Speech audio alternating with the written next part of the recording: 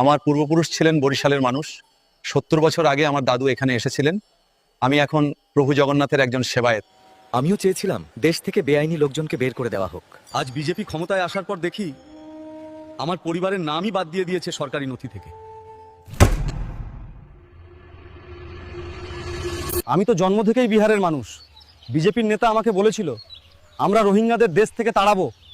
আজ নোটিশ এলো আমাকেই নাকি রোহিঙ্গাদের তালিকায় তারা ঢুকিয়ে দিয়েছে। আমি গরিব অশিক্ষিত মানুষ, না কোনো কাগজপত্র আছে না নিজের ঘর। এখন আমার কি হবে?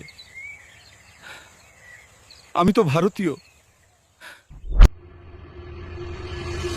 বিজেপির স্থানীয় নেতা আমাকে বলেছিলেন, চিন্তা করো না, তুমি হিন্দু, তোমার কিছু হবে না।